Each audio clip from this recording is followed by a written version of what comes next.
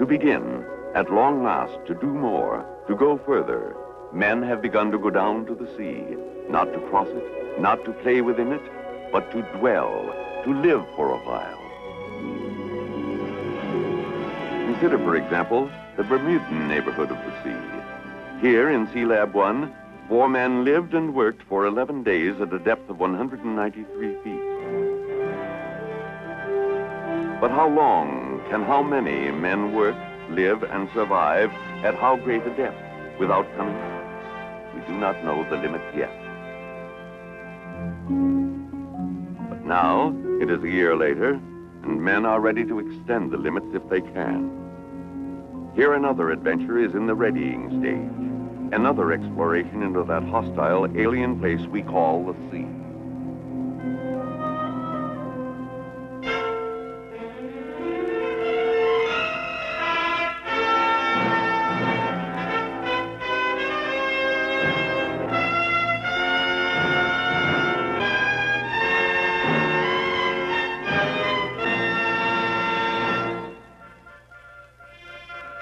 Here, within the sovereign waters of our America, the political frontier is but 3 miles from the shore. But the intellectual frontier is only a few feet below the waves. For we know so little about so much of our planet, which is the sea. This unknown empire that begins before our very eyes on every shore.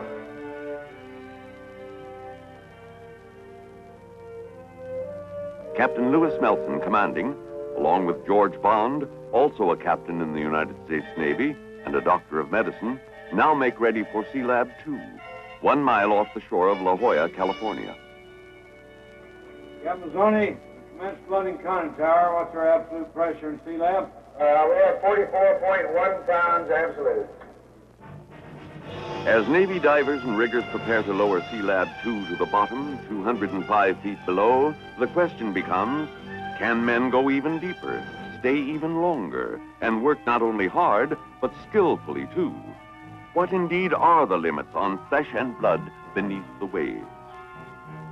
Never before Sea Lab 1 had men lived so long within the sea at such a depth. But to state a record is to state a challenge.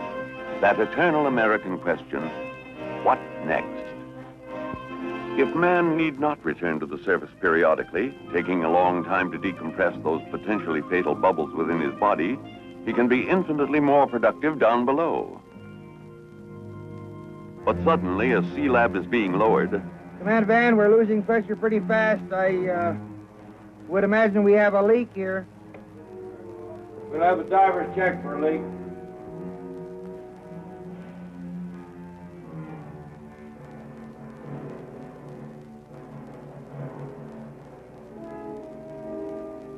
This was an unconventional kind of leak where the helium atmosphere inside the Sea Lab was being forced by its own pressure to escape. Captain Zoni, divers report leaks at all port vents. Are we still losing gas rapidly? We're losing gas fairly rapidly. I think we could probably stay ahead. Very well. Diving station, let's continue to lower away. We can't stop. I repeat, we can't stop at 60 foot for check. We're losing gas. We have only 8,000 cubic feet of helium to get to the bottom.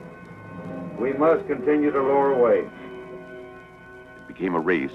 Get Sea Lab to the bottom right now, where the approximately equal pressures would keep the water out, the vital gases in. And so, 205 feet down, Captain Zoni, Sea Lab on the bottom. The pressure is holding at about 102 pounds, absolute. Very well. The personnel transfer capsule, or PTC, goes down first. In case anything goes wrong in the Sea Lab capsule, the PTC, kept at the same pressure as the Sea Lab itself, will be the one refuge for the men. It will also be their elevator for the ride back to the surface when their stay is over, 15 days later. 2 other 10-man teams will follow this one, each to remain 15 days, excepting Scott Carpenter, however. The astronaut, who is to become an aquanaut, will remain below 30 consecutive days. Among the 10 men are a doctor, an engineer, and 2 oceanographers. Master Diver Price and Captain Walter Mazzoni, in charge of physiological and atmospheric control, witness the departure. The first team is to get the Sea Lab habitat operating, to explore the sea around it, to study marine life and the flow and temperature of the water, and to be in themselves human experiments in the physiology of man as he exists and labors within the sea. Down here, you can pay stiff prices for what would be small mistakes on the land or near the surface. While Wilbur Eaton rigged a lifeline to a Sea Lab, Commander Scott Carpenter, the team leader, enters through an open interface of water, held at bay by the equal pressures within the capsule. Diving station. Aquanauts Carpenter and Eaton have entered Sea Lab 2. All right, Command Van.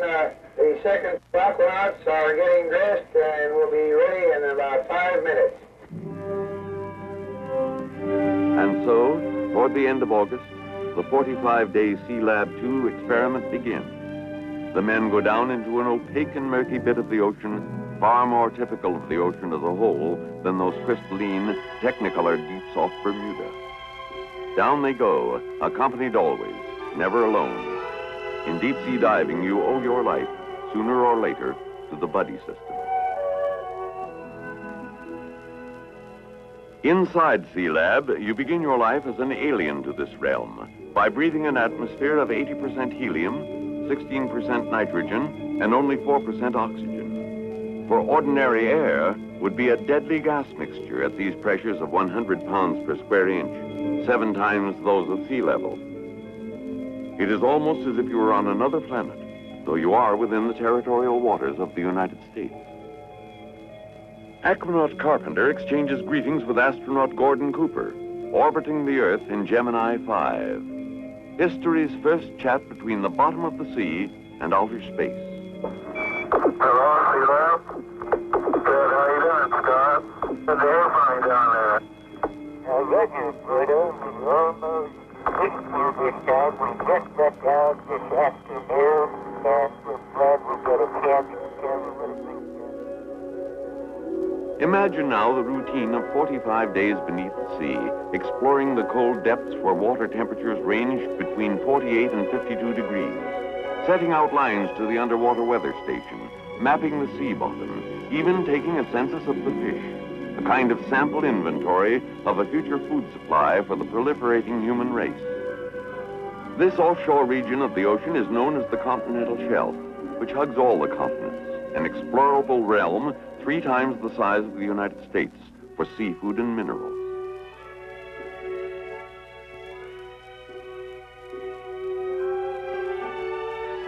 A new realm for travel and rest, study and work. Today's fantasy turns out to be tomorrow's routine often enough.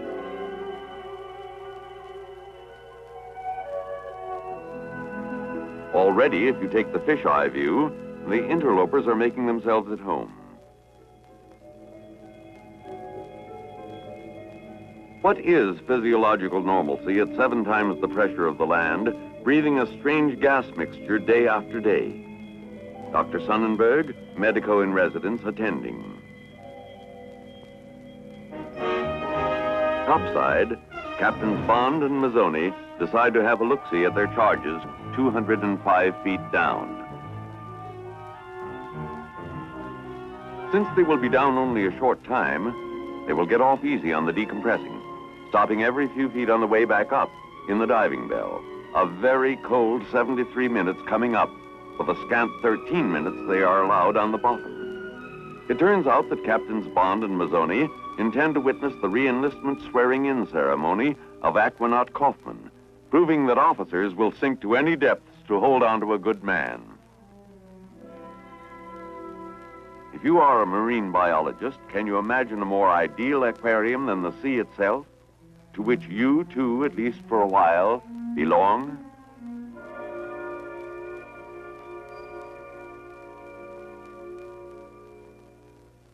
The cold, black water was not an attractive medium for work. But in their early forays, the aquanauts managed to install the underwater weather station, a permanent emplacement. And so, from the shifting sands of the bottomland, from the force and direction of the internal waves, the sea will yield, in good time and bit by bit, a few of its mysteries. Man, too, has his mysteries, and he submits to frequent mathematical testing and even to electrocardiograms, both in and out of the water, as a constant check on his heart. The question always, what is normalcy under high pressure and a strange gas mixture?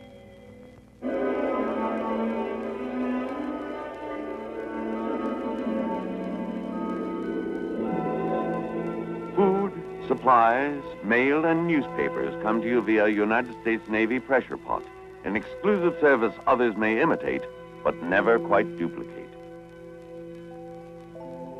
Happy birthday, Dr. Sonnenberg, but it was your loving wife who was responsible, not the United States Navy pressure pot express service. Anyhow, you can't strike a match in a helium atmosphere. There just isn't enough oxygen to make it burn. A good place to kick the smoking habit. Whenever you exit for a look-see, bear in mind the Sea Lab habitat is your compulsory home. You cannot just rise to the surface, emergency or not. Rapid decompression would kill you, and you must take care not to get lost in the dark waters. Among the hazards of the deep are the scorpion fish. The first aquanaut to be stung by one was Carpenter, who was hit on the right index finger, causing his arm to swell all the way up to the elbow.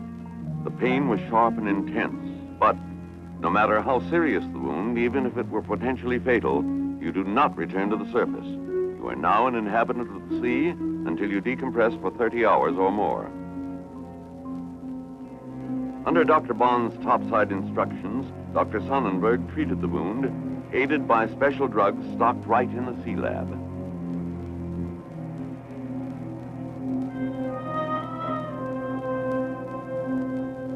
With 3 members of Team 2 already on board, the first team waits to depart, 15 days after sinkdown.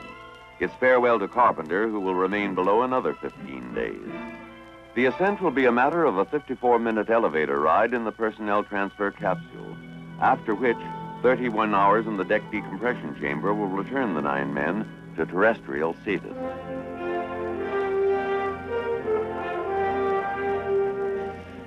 You keep in touch with Topside by electrowriter, and Topside keeps an eye on you, Big Brother-like, with its one-way television monitor, while the rest of Team 2 makes its way down what one of them called the longest 200 feet in the world.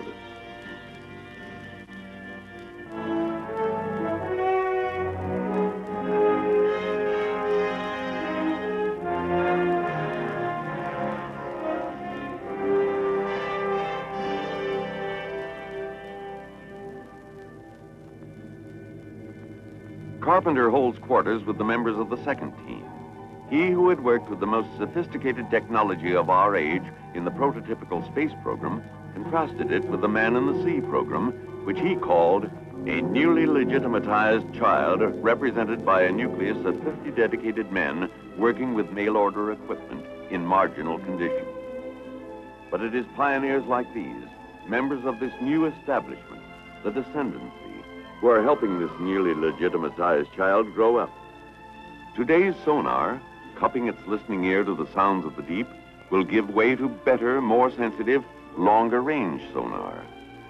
And the current measurement device is but the progenitor of ocean-wide systems to chart the nature of the waters and the migration of marine life in terms of temperature and current. For all that, man is as a child down here. His basic motor skills cannot be taken for granted, nor can he depend much on his 5 senses in this cold, murky, top-heavy realm of water.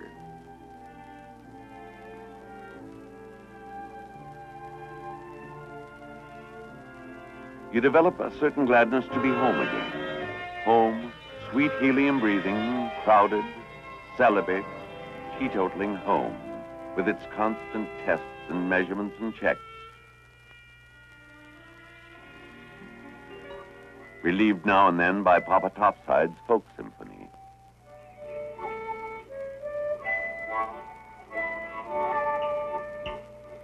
How do you like that one?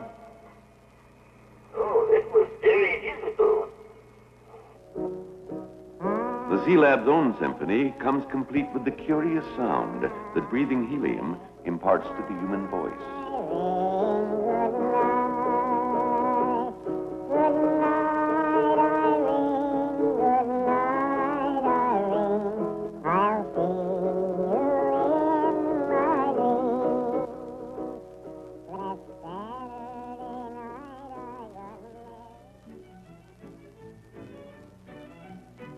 Into this ocean realm of mountains and canyons, plains and plateaux, who will play the role of St. Bernard dog to aid those in distress? Who learned to come at once to an acoustic signal? Who learned to carry mail and a lifeline to a diver pretending to be lost? Who visited the aquanauts during their bottomland forays? Who but Tuffy the porpoise, first of the trained breed who may become man's best friend within the sea?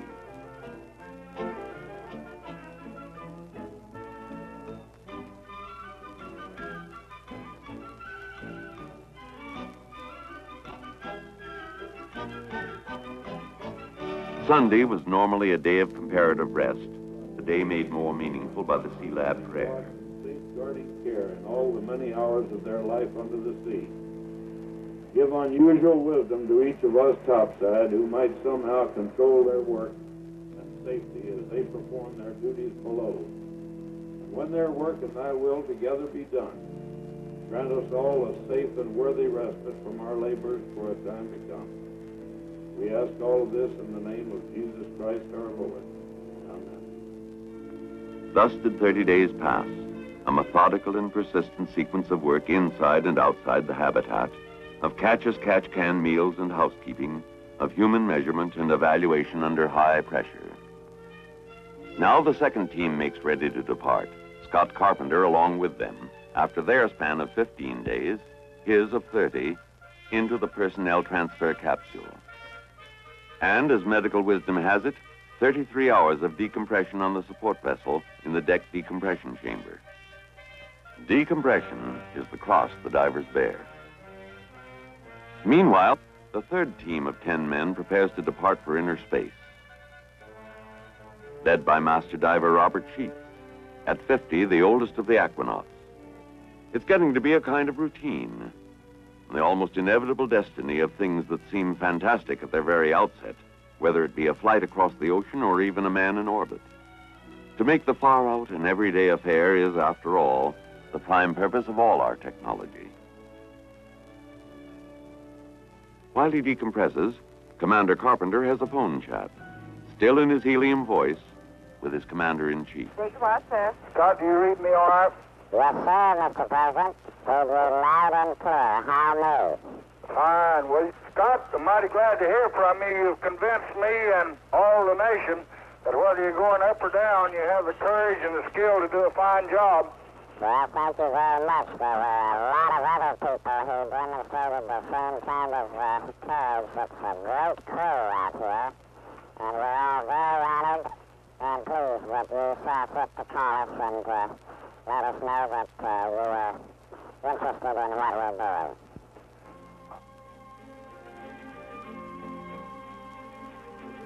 Then comes that happy moment when you become, except for your memories, like other men again, breathing the natural atmosphere of Mother Earth.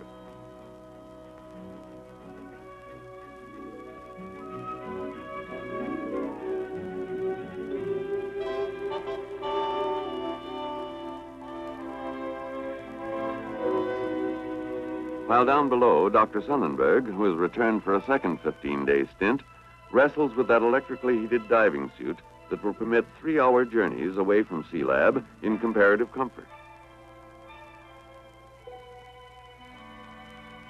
The prime objective of the third team was to try new underwater salvage techniques. Using a special foam, they raised barrels and an aircraft hulk from the bottom. With special torque-free tools, working on the explosive principle, they attached plates and lifting surfaces to part of a submarine hull. Older tools like the spear and the fishhook can be very useful too.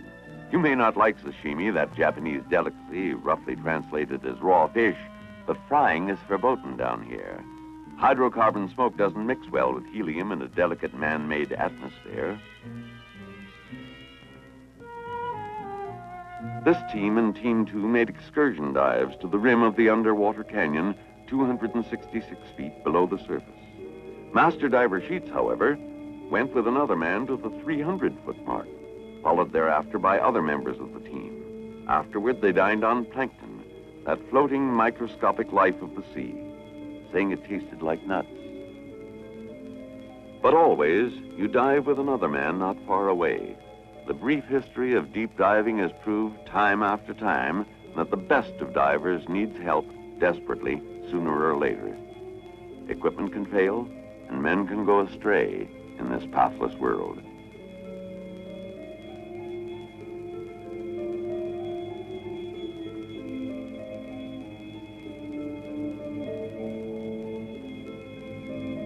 In the murk of the seafloor, you see a hint of the future. Mining by bottom coring, a miniaturized sample of what one day may be gigantic machines gathering minerals from the bottomland.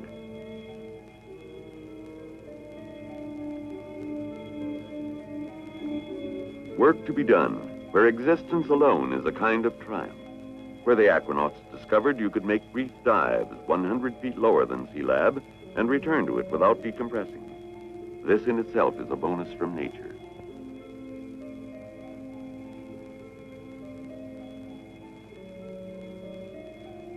"45 days have passed since the first 10 men came to live here, and now the time has come for anchors away, for men and hardware too. And the last swim toward the PTC elevator for the men of Sea Lab 2.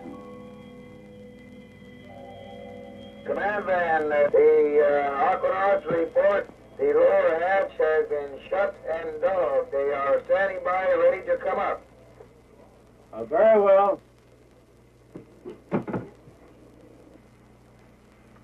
Train operator, this is Command Van. PTC is ready for liftoff. Lift away.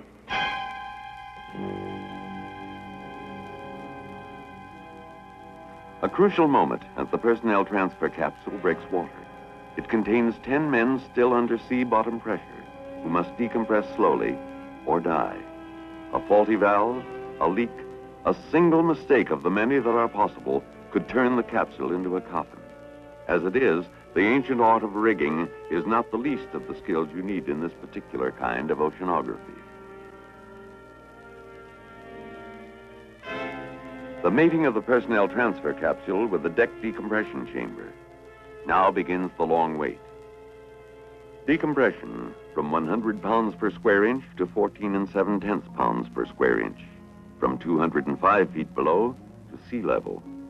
But at the 28-foot mark, almost home, trouble, bad trouble. Okay, Bob, we got the report on your possible hit. Would you like to give me a rundown on it, please? Yes, Captain. I have a pretty deep-seated pain in my right leg. It started about an hour ago. It started at the right knee and has now progressed up to my hip. And pain is increasing in intensity. I thought I'd better report to us as possible. Yeah. Okay, wait one. Let me check here, Ralph. I think we better hold at 26 feet.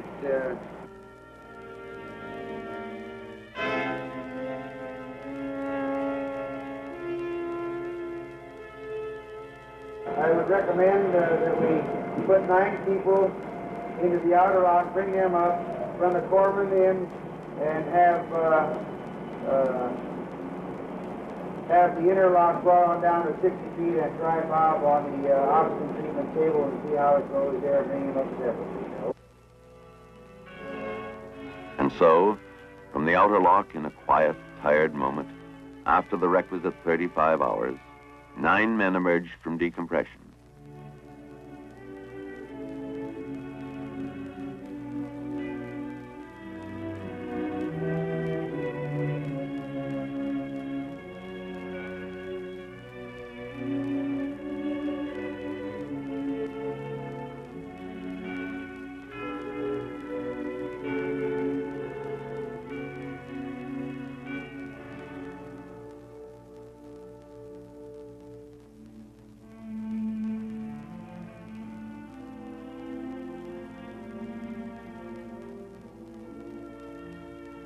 It was not until more than 12 hours later that Bob Sheets emerged, free of pain and in good shape.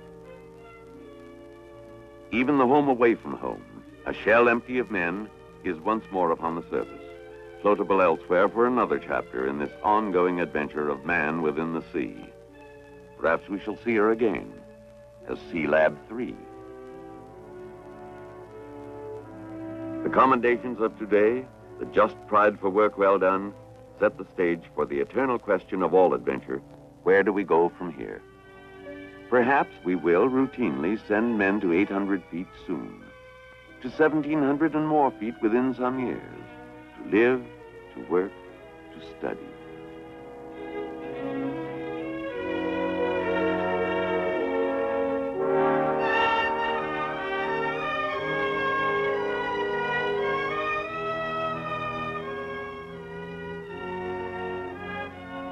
A new world. Man looks to distant planets to plant his flag across the great bourne of lonely space, while at his very doorstep, an unmeasured universe abides.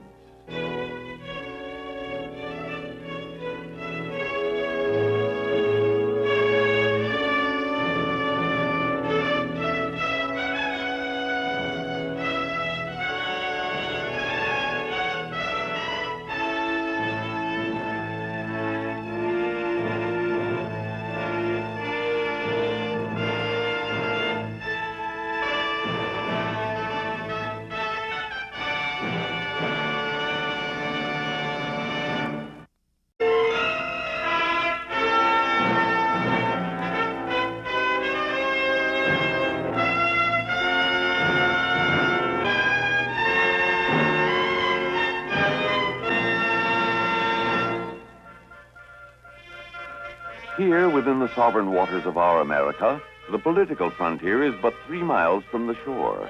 But the intellectual frontier is only a few feet below the waves. For we know so little about so much of our planet, which is the sea. This unknown empire that begins before our very eyes on every shore.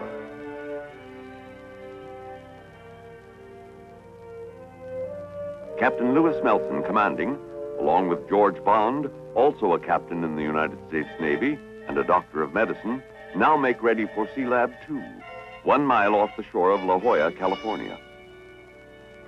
Captain Zoni, commence flooding conning tower. We're out. The vital gas is in.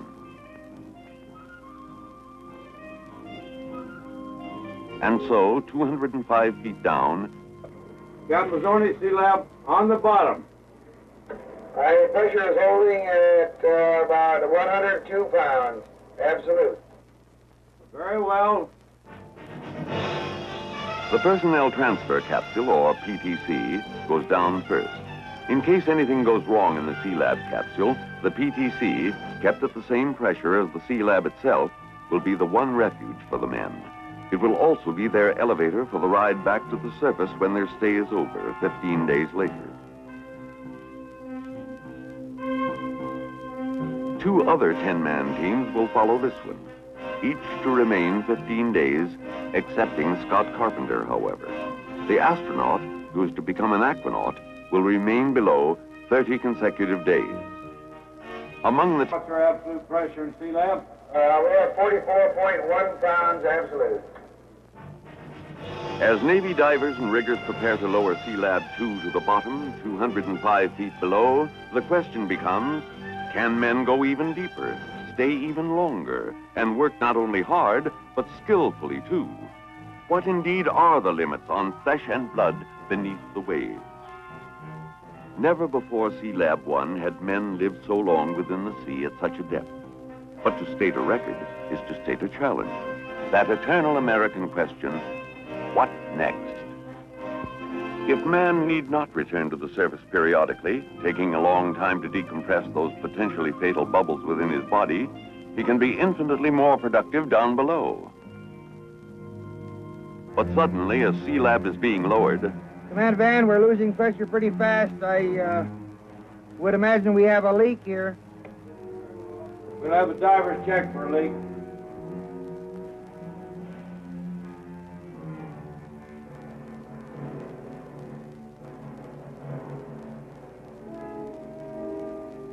This was an unconventional kind of leak where the helium atmosphere inside the sea lab was being forced by its own pressure to escape. Capizoni, divers report leaks at all port vents. Are we still losing gas rapidly? We're losing gas fairly rapidly. I think we could probably stay ahead. Very well. Diving station, let's continue to lower away. We can't stop. I repeat, we can't stop at 60 foot for check. We're losing gas. We have only 8,000 cubic feet of helium to get to the bottom. We must continue to lower away. It became a race. Get Sea Lab to the bottom right now, where the approximately equal pressures would keep the water. To begin, at long last, to do more, to go further, men have begun to go down to the sea, not to cross it, not to play within it, but to dwell, to live for a while. Consider, for example, the Bermudan neighborhood of the sea. Here in Sea Lab 1, 4 men lived and worked for 11 days at a depth of 193 feet. But how long can how many men work, live, and survive at how great a depth without coming up? We do not know the limit yet. But now, it is a year later, and men are ready to extend the limits if they can. Here another adventure is in the readying stage. Another exploration into that hostile alien place we call the sea.